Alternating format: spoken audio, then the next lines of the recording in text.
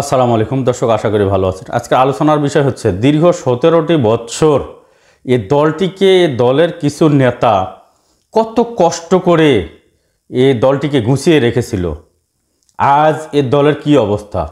বিএনপির সুনাম, 17 বছরের সুনাম অল্প কয়েকদিনের মধ্যে ধুলোয় মিশিয়ে দিচ্ছে। বিএনপির যে ইমেজ ছিল, 17 বছরে বিএনপির যে ইমেজ ছিল, অল্প কয়েকদিনের মধ্যে বিএনপির ইমেজ নষ্ট করে দিচ্ছে বিএনপিরই কিছু নামধারী লোক। আপনারা দেখছেন প্রতিনিয়ত বিভিন্ন জেলায় বিএনপির যুব দলের, ছাত্র দলের, স্বেচ্ছাসেবক দলের, কৃষক দলের কিছু নেতাকর্মী এমন কিছু অকারেন্স ঘটাচ্ছে যার কারণে এ দলের ভাবমূর্তি সারা দেশের মানুষের কাছে নষ্ট হয়ে যাচ্ছে। এখন অনেকেই বলছে যে বিএনপি আর আওয়ামী লীগের মধ্যে পার্থক্য কী? আচ্ছা, বিএনপিকে আওয়ামী লীগের সাথে তুলনা করার জন্য যারা এই অকারেন্সগুলো করছে তারা কি সত্যি বিএনপির কোনো নেতাকর্মী? আমার তো মনে হয় না। এরা হচ্ছে সুবিধাবাদী। কিন্তু এই সুবিধাবাদীদের জন্য বড় ধরনের কেন কোনো পদক্ষেপ নেওয়া হচ্ছে না?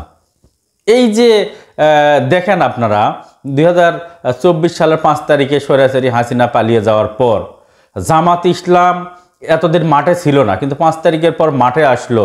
5 তারিখ থেকে আজকে 25 সালের জুলাই মাস পর্যন্ত দেখেন তাদের বড় ধরনের কোনো অকারেন্স কি দেখা গেছে? 64 ডিস্ট্রিক্টে তারা কাজ করছে, তাদের কর্মী সংখ্যা বৃদ্ধি পেতেই আছে। পক্ষান্তরে বিএনপির দেখেন কর্মী সংখ্যা কমতেই আছে, সমর্থক কমতেই আছে। কারণ হচ্ছে তাদের অকারেন্স। এই যে বিভিন্ন ডিস্ট্রিক্টে যে অকারেন্সগুলো হচ্ছে, চাঁদাবাজি হচ্ছে, বলেন তো জামাত ইসলামের কোনো নেতা কর্মী কি চাঁদাবাজির সঙ্গে জড়িত হচ্ছে না। পক্ষান্তরে বিএনপির দেখেন কিছু নেতাকর্মী এমন সব অকারেন্সের সঙ্গে জড়িত হচ্ছে, পুরা দলের ভাবমূর্তিটা নষ্ট হয়ে যাচ্ছে। একদিকে তারেক রহমান দিন রাত পরিশ্রম করে, ফখরুল ইসলাম আলমগীর দিন রাত পরিশ্রম করে, আপনার রিজভী সাহেব দিন রাত পরিশ্রম করে, এরপরে আপনার সালাউদ্দিন আহমেদ সাহেব দিন রাত পরিশ্রম করে দলটাকে দাঁড় করানোর চেষ্টা করছে, দলের ইমেজ ফিরিয়ে আনার চেষ্টা করতেছে। অথচ তারই এই দলেরই কিছু নেতাকর্মীর কারণে তাদের মুখ আজ দেখাতেও তারা লজ্জাবোধ করছে। এর জন্য দায়ী কিন্তু নীতি নির্ধারণী ফোরামই। কঠিন পদক্ষেপ নিতে হবে, কঠিন থেকে কঠিনতর পদক্ষেপ নিতে হবে। আপনারা বলছেন বিএনপি বড় দল, তাহলে এখান থেকে 2-4 জন নেতাকর্মীকে যদি দ্রুত গতিতে শাস্তি দেওয়া যায় তা কি হবে? কিচ্ছু হবে না। তারেক রহমান কিন্তু এই নিউজগুলো পাইলে কিন্তু খুব কষ্ট পাবে। খালেদা জিয়ার কাছে নিউজগুলো গেলে খালেদা জিয়া খুব কষ্ট পাবে। কত কষ্ট করে খালেদা জিয়া আপসীন নেত্রী একটা উপাধি পেয়েছে, তার কাছে যদি তার দলেরই এই ধরনের অকারেন্সের নিউজগুলো যায় তাহলে তো খুব কঠিন কষ্ট পাবে কিন্তু খালেদা জিয়া। তাহলে খালেদা জিয়াকে কারা কষ্ট দিচ্ছে? এই বিএনপির নেতাকর্মীরাই। আমি 24 ঘন্টায় বিএনপির কিছু অকারেন্স তুলে ধরবো, আপনারা একটু দেখেন। বিএনপির নাম ভাঙিয়ে অসদাচরণ করছে বেশ কয়েকটি জেলায়। দেখেন 24 ঘন্টায় রাজধানী ঢাকা সহ বিভিন্ন জেলায় এ ধরনের অকারেন্সগুলো হয়েছে। কুড়িগ্রাম জেলা চিলমারিতে বিএনপির অকারেন্স হয়েছে, আপনারা জানেন। এরপরে কুমিল্লা দক্ষিণ জেলার কোতোয়ালি মডেল থানার পাঁচথুরি ইউনিয়নে বিএনপির অকারেন্স হয়েছে। এরপরে আপনার দেখেন ভোলার তমুদ্দিন উপজেলার চাঁচড়া ইউনিয়নে বিএনপির অকারেন্স হয়েছে। এরপরে লালমনিরহাটে পাটগ্রামের ঘটনা, তো এই তো আপনারা দেখলেন গতকালকের ঘটনা, যে চাঁদাবাজির জন্য ইউনো সাহেব 2 জন কর্মীকে গ্রেপ্তার করেছিল। ইউনোর নির্দেশে পুলিশ গ্রেপ্তার করেছিল। বিএনপি স্বেচ্ছাসেবক দলের অসংখ্য নেতাকর্মী গিয়ে এই পাটগ্রাম থানা ঘেরাও করে সেই 2 জনকে ছিনিয়ে নিয়ে আসে। তাহলে এই যে অকারেন্সগুলো হচ্ছে এগুলা তো আসলে দলের জন্য মোটেও ঠিক নয়। এই দলকে সবাই কিন্তু আওয়ামী লীগের সঙ্গে তুলনা করছে। এতদিনের কষ্ট করা একটা দল সামান্য কিছু নেতাকর্মীর অকারেন্সের কারণে আর সবাই আওয়ামী লীগের সঙ্গে তুলনা করছে, যে আওয়ামী লীগ বিএনপির মধ্যে খুব একটা পার্থক্য নাই। এরপরে দেখেন আপনার বনানীর থানার যুব দলের আহ্বায়ক মুনিরের কাহিনী তো আপনারা সবাই কালকে দেখছেন।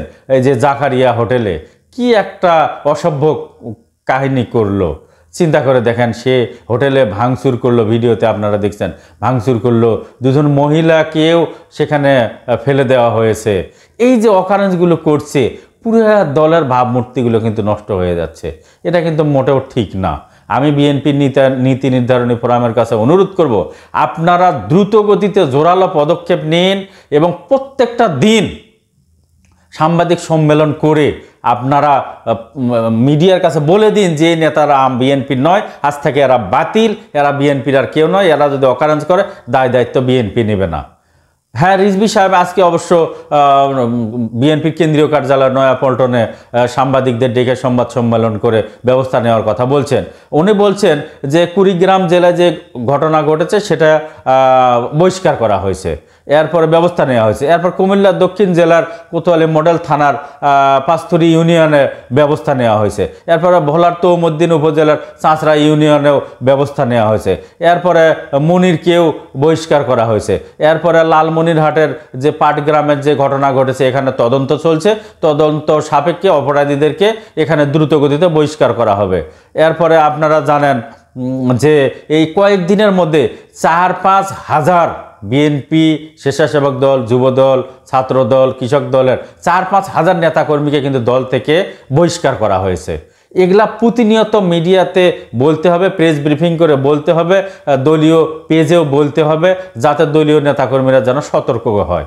কারণ আমরা মনে করি বর্তমানে ক্ষমতায় আসার মতো বাংলাদেশের সবচেয়ে বড় দল হচ্ছে বিএনপি, কিন্তু এই বড় দল বলে এই ধরনের অকারেন্স করলে কিন্তু বড় আর থাকবে না।